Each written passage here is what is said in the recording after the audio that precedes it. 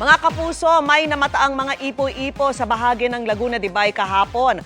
Ayon po sa Pag-asa, nabubuo ang ganyan kung may matinding thunderstorm at nag-iiba-iba ang direksyon ng hangin.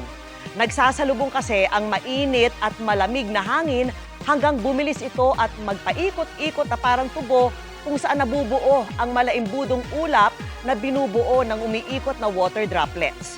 Bukod sa ipo-ipo ay may mga baha at landslide naman sa ibang panig ng bansa. At yan po ang tinutukan ni Jonathan Andal.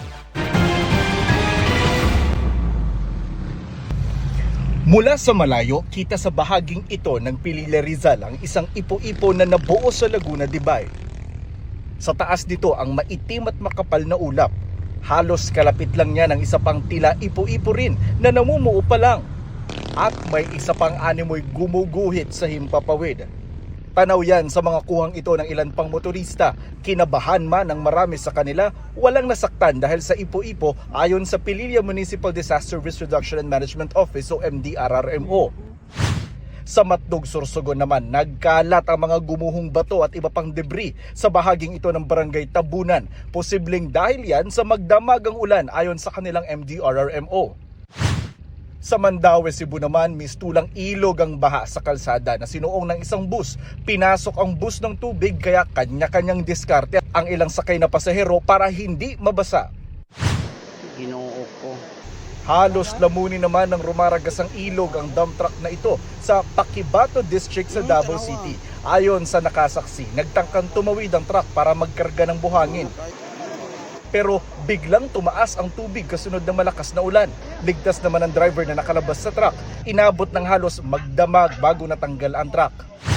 Sa barangay Tagakpan sa Davao City pa rin, nadaganan ng puno ang isang bahay. Kasunod yan ng pagguho ng lupa matapos ang malakas na ulan. Dahil itinuturing na ng mga otoridad na landslide prone area, posibleng hindi napayagan tumira roon ang hindi bababa sa 5 pamilya. Ang ginawa namin ngayon, naglagay muna kami ng road sign na barrier para lang at least merong safety devices na nakalagay dito sa ating kining soil collapse natin na nahulog. Vertical kuslog sa baha.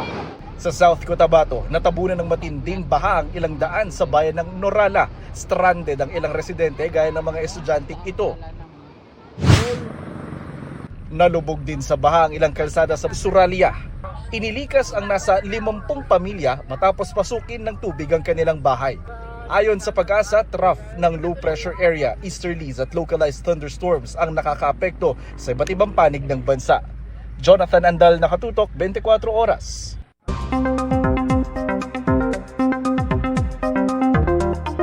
Mga kapuso, maging handa sa posibleng pag-ulan ngayong weekend lalo't may low pressure area ulit na pumasok sa loob ng Philippine Area of Responsibility. Uli itong namataan 965 kilometers silangan ng southeastern Luzon. Mababa pa ang tsansa nitong maging bagyo sa loob ng susunod na 24 oras. Pero paglilinaw ng Pag-asa, posibleng magbago pa yan at maaaring tumaas pa sa mga susunod pang araw kaya patuloy na tumutok sa updates. Ramdam na ang epekto ng trough o yung extension ng LPA sa ilang bahagi ng bansa. Kasabay ng tsansa ng mga localized thunderstorm. Base sa datos ng Metro Weather, umaga bukas, may kalat-kalat na ulan pa lamang sa ilang bahagi ng Visayas at Caraga. Pagsapit ng hapon, halos buong bansa na ang posibleng ulanin. Kabilang ang Northern at Central Luzon, Calabarzon, Mimaropa, Bicol Region, pati sa mas malaking bahagi ng Visayas at ilang lugar sa Mindanao. May malalakas na ulan na pwedeng magpabaha o magdulot ng landslide. Sa linggo ng umaga, bababa ang tsansa ng ulan sa halos buong bansa. Pero posibleng may mga pag-ulan na naman bandang tanghali at hapon. Sa Metro Manila, posibleng maulit ang mga pag-ulan gaya ng naranasan po kanina dahil sa localized thunderstorms. Ipinaliwanag ni Vice President Sara Duterte ang hinaing nito sa International Criminal Court o ICC sa gitna ng patuloy ng pagkakakulong ng amang si dating Pangulong Rodrigo Duterte na hirap na anyang maglakad. Nakatutok si Marisol Abduraman. Ang ICC ay tuta ni Trillanes at ni Marcos. Correct! Yun. Ang aligasyon niya ni Vice President Sara Duterte laban sa ICC ayaw na raw patulan ng International Criminal Court. Pero giit nito, tumutupad ito sa tungkulin ng independently o walang impluensya mula sa ibang grupo alinsunod sa Rome Statute. Sa panayam ng kanyang mga taga-suporta ngayon, ipinaliwanag ng Vice ang sama ng loob sa hindi pagpapalaya ng ICC sa kanyang amang si dating Pangulong Rodrigo Duterte dahil sa kasong crime against humanity kaugnay ng drug war. Pinanghahawakan pa rin nila yung kaso ni President Duterte. Nakakulong pa rin yung 81 years old dyan na hirap sa paglalakad. Nasa The Hague pa rin ang Vice na nagbahagi ng kondisyon ng ama na si dating Pangulong Rodrigo Duterte na hanggang ngayon ay nakakulong pa rin sa detention facility ng ICC. It's a concern because diabetic si PRD. So as much as possible, ayaw natin na masugatan. Kahapon ay pinuna rin ng Vice ang umano'y sadyang putol at mapanglinglang anyang video ng kanyang naunang speech na ipinost ng social media account ng isang tabloid. Kaugnay yan ang pahayag ng Vice na kung gaano kadaling kumuha ng gunman sa Pilipinas bilang pagbibigay halimbawa saan niya ay malalang gun violence sa bansa. Kaya raw posibleng hindi drug war ang ikinamatay ng mga binansagang AJK victims. Kung ganyan kung hanggang dyan lang ang kakayahan ng journalism sa Pilipinas, then hindi talaga uunlad ang ating bayan. Sa parehong panayam ang binanggit din ng Vice kung anong gagawin niya sakaling makonvict sa impeachment trial. Kung ako ay matanggal sa opisina, ako ay magtatrabaho pa rin para sa Pilipinas. Marisol Abduraman, Nakatuto, 24 Oras. Tukoy na ng Philippine National Police ang umunoy mastermind sa pagpaslang sa vlogger na si Mima Alicia o Alicia Lipata. Ayon kay PNP Chief Police General Jose Melencio Nartates Jr., mag-partner na negosyante ang itinuturong utak sa krimen. 8 milyong pisong utang at alitan umano ang posibleng motibo base po sa investigasyon. Hindi dinetalye ni Nartates kung hawak na nila ang mga itinuturong mastermind. Pero nasa korte na anya ang kaso. Patuloy ang pagkalap ng PNP ng ebidensya para mabuo ang totoong nangyari at matiyak ang pananagutan ng mga sangkot. Pinakakasuhan ng plunder at graft ang mag-inang Senador Loren Legarda at Congressman Leandro Leviste kaugnay ng 10 billion pesos na kontrata para po sa kanyang solar projects na hindi naman umano napapakinabangan. Tinawag itong Ghost Electricity Project ng Office of the Ombudsman. Damay rin si dating Energy Secretary Alfonso Cusi. Nakatutok si Joseph Moro. Pinakakasuhan ng fact-finding team ng Ombudsman ng non-bailable o walang piyansang plunder at graft ang mag-inang sina Senador Loren Legarda at Batangas 1st District Representative Leandro Leviste. Ito ay kaugnay ng 10 billion pesos na kontrata para sa mga solar projects ng kumpanya ni Leviste na hindi naman umano napakinabangan. Lumabas kasi sa investigasyon ng fact-finding team ng Ombudsman na kumuha lamang ang kumpanya ni Leviste ng mga eksklusibong prangkisa para sa solar project pero ibinenta lang ang mga ito. Ghost Electricity. Pangako nila magpo-produce sila ng kuryente, binenta lang, kumita lang ng pera, pero hindi nila ginawa. Nakuryente lang tayo, ika nga. Sabit ng kanyang inang si Legarda dahil nakuha ni Leviste ang prangkisa noong 2019 kung kailan chairman ng Senate Finance Committee ang senadora. Ginamit niya yung kanyang posisyon para makakuha ng prangkisa yung anak niya. Hindi naman makukuha ng 21-year-old kung hindi tinulungan ng nanay niya na chairman noon ng Finance Committee ng Senado. Pinakakasuhan din ng plunder at graft si dating Department of Energy Secretary Alfonso Cusi na nakaupo sa pwesto ng mabigyan ng prangkisa si Leviste. Idadaan pa ng Ombudsman sa preliminary investigation sina Senador Loren Legarda, anak niyang si Congressman Leandro Leviste at dating Energy Secretary Alfonso Cusi para malaman kung may sapat na ebidensya para kasuhan sila sa korte. Hinihingan pa namin ng pahayag sina Legarda, Leviste at Cusi. Pero dati nang sinabi ni Leviste na walang basihan ang mga aligasyon. Joseph Morong, Nakatutok 24 Oras. Samantala, pumalag si Senadora Loren Legarda sa mga aligasyon kaugnay sa paggamit umano niya ng posisyon para bigyang prangkisa ang solar projects ng kumpanya ng anak na si Congressman Leandro Leviste.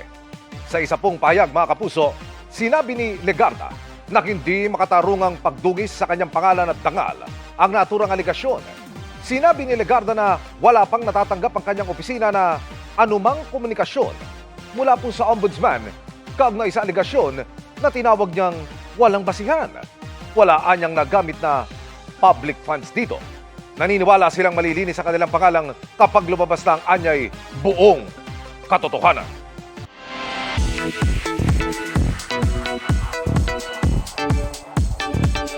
Dahil isang self-made person, relatable at inspirational sa mga next kitty contender ng The Voice Kids Philippines, ang bago nilang journey host. No other than Gabby Garcia, na nagsimulang sumabak sa mga auditions at age 4. Yan ang chika ni Athena Imperial. Gabby Garcia will complete the journey. Siya ang bagong makakasama ng next batch of kids na sasabak sa new season ng The Voice Kids. Mula sa hosting stint sa Pinoy Big Brother at national pageants, ipapakita naman ngayon ni Gabby ang skills niya as journey host. I've always wanted to be part of The Voice. Tsaka, iba kasi yung journey host Ano siya talaga, you really have to connect with the contestant. Iba yung feeling na nakakausap mo sila first hand, malalaman mo yung storya nila, malalaman mo yung mga pangarap nila, kung ano ba talaga yung rason nila ba't sila sumali sa The Voice Kids. Looking forward din daw si Gabby na makasama uli sa isang show ang The Voice Kids PH host na si Dingdong Dantes. Well, it's the first time na I'm joining Kuya Dingdong sa hosting stint, but I've also worked with him sa Encantadia noong 2016. In some way, medyo na kami ni Kuya Dong, chika na kami ni Kuya Dong, and it's so fun to work with him also. Nakikita raw ni Gabby ang sarili sa young contestants. Kwento ni Gabby, nagsimula raw siyang mag-audition when she was 4 years old. Kaya naman marami siyang experience na ibabahagi sa kitty contenders tungkol sa winning, rejections, perseverance, at iba pang mga matututunan as they reach their dreams. So it's really more personal na dinadamayan ko sila na alam mo, maybe one day you'll get there kasi ako nga, dati ang dami kong rejections. Pero eventually, I was able to reach my dream. So maybe it's the timing lang talaga. Athena Imperial updated sa Showbiz Happenings. Ipapatawag ng National Bureau of Investigation o NBI sina Congressman Leandro Lebiste at dating Congressman Jing Paras. Kaugnay ng isang plano umanong paninira kay Executive Secretary Ralph Recto. Ayon po yan sa isang babaeng nasagip ng NBI sa pambubugaw sa isang hotel at eksklusibong nakapareham ng GMA News. Nakatutok si John Consulta. Si dating Congressman Jing Paras, si Congressman Leandro Lebiste at yung pag nagkaroon na kami ng identity doon sa mga abogado, ipapatawag namin. Ipatawag na sila baka sa Miyerkules o sa Huwebes. Ipapasumpina ng National Bureau of Investigation o NBI si Batangas 1st District Representative Leandro Lebiste at dating Congressman Jing Paras kaugnay ng natuklasan nilang plano umanong paninira kay Executive Secretary Ralph Recto. Kasunod yan ng pahayag sa kanila ni alias Jen, isa sa 5 babaeng inabutan ng NBI raiding team sa operasyon kontra human trafficking sa isang hotel sa Manila Martes ng gabi. Ang magpopondo doon sa gastos dahil malaking amount yung ibibigay ay si Congressman Leandro Lebiste. 5 billion yung total para gawin yun. So, yun yung balak nilang gawin. Sabi ni Matibag, may mga hawak silang ebidensya, kabilang ang cellphone ng umano'y bugaw na kausap raw ni Paras. Nakita na namin yung Viber exchange message nila ni Kong Jing Paras, pinakita na sa amin, na-save na screenshot, na-picturean. Tapos eventually, nung chinek ulit, nagbura na ng messages si Kong Jing Paras. Ayon kay Director Matibag, sa kanilang tingin, may iba pang mas malalim na pakay ang naturang plano. Ang operation talaga, human trafficking, lumabas, may mas malalim na political na siguro may ugnay na namin to sa destabilization. Kung lumalabas doon sa pag-alam, hindi lang si ES ang target dito, parang it's one of the many plano nila gustong gamitin tong grupo na to para mag-ano ng character assassination. Sa eksklusibong panayam ng GMA News kay alias Jen, hindi niya tunay na pangalan, kinausap siya ng kanyang manager noong July 15 at sinabing meron daw silang imimit na mga tao sa QC. Pero bago sila humarap, nagkaroon daw muna sila ng briefing kasama ang 4 pang babae sa loob ng sasakyan ng kanilang manager. Sabi niya, kailangan namin maggawa ng kwento dun sa tao. And then sabi niya, much better exage the story kasi the more na convincing ang is 500,000. 500,000 ang bayad? Ang bayad. Idinitalye ni alias Jen ang mapanirang script na pinapagawa raw sa kanila laban sa tinawag niyang senator. Nakalaunay tinukoy niya bilang ang dating senador at ngayong Executive Secretary Ralph Recto. Sabi niya, well, ang kailangan nilang sabihin is binubuk nila kayo, binubuk ka ni Senator, tapos magsisex kayo, tapos magtitake kayo ng drugs, which is cocaine. And such the story, make it realistic, kasi 500,000. Umano'y kausap ng manager niya para gumawa ng kwento, si Batangas 1st District Representative Leandro Leviste. Kausap niya daw is si Leviste. Leviste? Sino Leviste? Congressman. Congressman Leviste. Tapos, ang sisiraan daw namin ay si Ralph Recto. Ayon kay alias Jen, may kinalaman sa darating na local elections ang gagawing paninira kay Recto. Si Recto at Leviste ay kapwa taga Batangas. Pumunta raw sila sa isang restaurant kung saan naghihintay ang tatlong lalaki. Kasama daw ang isang ipinakilalang Congressman Paras. Pumunta na kami dun sa event, kinita na po namin si Congressman Paras. Chinito, may timbuko, pero mukha na siyang matanda. Ito ba siya? Yes sir, siya po. 100%. Bakit mo nasabing siya? Nung upuan ko sir, tapos nung upuan niya, halos matatapat lang.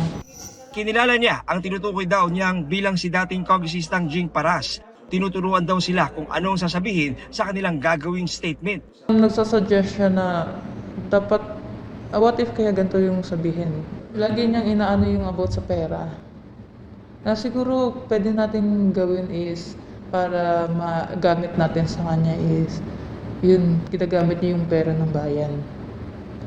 Parang gano'n, tapos addict pa. Sabi niya na pumanig daw kami sa maayos na tao, which is si Leviste. Tulungan daw namin si Leviste, tapos at the same time yung taong bayan. Na ano din ako curious, di ba sir, ang kailangan nilang naman is yung statement namin, gano'n. Doon ko na nalaman sir na hindi pala, kakailanganin nila kami kasi may balak silang padalhin sa sa piskal. Pakiramdam ko nakuhanan kami ng video. Yun yung worried ko. Nagkaroon ng second meeting nitong July 26, pero di na raw nagpakita si alias Jen matapos magbago ang kanyang isip. Yung video yun puro kasinungaling, hindi po yung tunay. Pinagsisiyan niya? Opo. Sa pahayag sa media, sinabi ni Leviste na hindi niya kailanman nakausap ang mga sinasabi ng impormante ng NBI. Mas mabuti raw si Recto ang tanungin kung kilala niya ang mga ito. Sa isang Facebook post, sinabi niyang ilang buwan na niyang hindi binabanggit ang pangalan ng isang Batman. May nagpayo raw kasi sa kanya na hindi nito kailangan siraan dahil sira naman na anya ito. Pero sabi niya, huwag sanang masamain na may nagpapadala kay Leviste ng mga impormasyon tungkol sa kanya. Sa isang text message naman sa GMA News ng isa pang tinukoy ni alias Jen na si dating Congressman Jing Paras, sinabing hindi totoo ang mga binibintang na aligasyon at sasagutin daw nila ang mga ito sa tamang panahon. Sa isang pahayag, sinabi ni dating Senador at ngayon ay Executive Secretary Ralph Recto na ang NBI na ang bahala mag-imbestiga sa naturang mga aligasyon. John Consulta, Nakatutok, 24 Oras.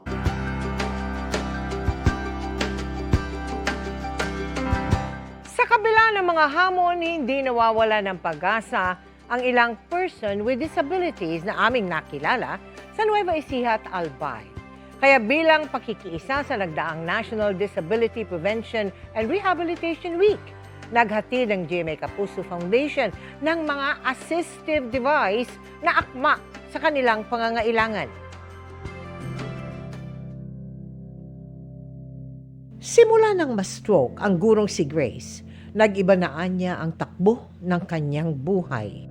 Mula sa dating sigla, ngayon, nang hihina na siya at hirap makalakad. Pero sa kabila nito, hindi siya sumuko. Tumatanggap siya ng mga t-shirt printing para may pagkakitaan. At sa bawat isang dosenang damit, kumikita siya ng 7 pesos. Kailangan po lumaban. May mga anak po akong umaasa rin po sa akin. Nag-aaral po. Si Jasper naman, paralisado na ang kalahati ng katawan. Nakuryente at nahulog siya sa puno ng mangga habang nagtatabas ng mga sanga. Hindi na po makarakad. Tas wala na po pakiramdam yung half body ko po. Nung una po, di ko matanggap, iyak ako na iyak. Ang luma ko pong wheelchair ay pinahirap lang po sa akin ng lola. Tuwing 3 linggo ng Hulyo ay National Disability Prevention and Rehabilitation Week. Kaya bilang pakikiisa ng GMA Kapuso Foundation, 26 na may kapansanan sa Santa Rosa sa Nueva Ecija ang nabigyan natin ng wheelchair, crutches at quad cane, kabilang sina Grace at Jasper. Sinamahan rin natin yan ng food packs, foam at kumot. Napakalaking tulong po sa akin. Maraming pong salamat, GMA Kapuso Foundation. 20 may kapansanan din sa OWAS Albay ang nakatanggap ng wheelchair, food packs at kumot. Sa mga nais makiisa sa aming mga projects, maaari po kayong magdeposito sa aming mga bank account o magpadala sa Cebuana Luwalier. Pwede rin via QR code ng GCash at Palawan Pay o mag-donate online sa GBayanihan, Globe Rewards at Metrobank Credit Cards, Lazada at Shopee.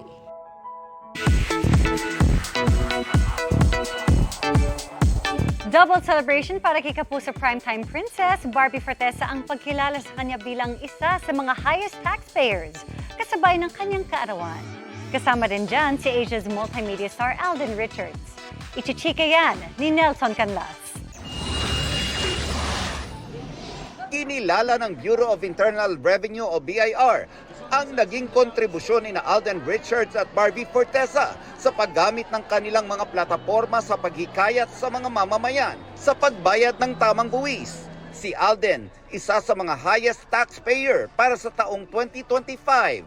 Pero naniniwala si Alden na hindi lang sa pagbabayad ng tamang buwis nagtatapos ang ikabubuti ng ating bayan.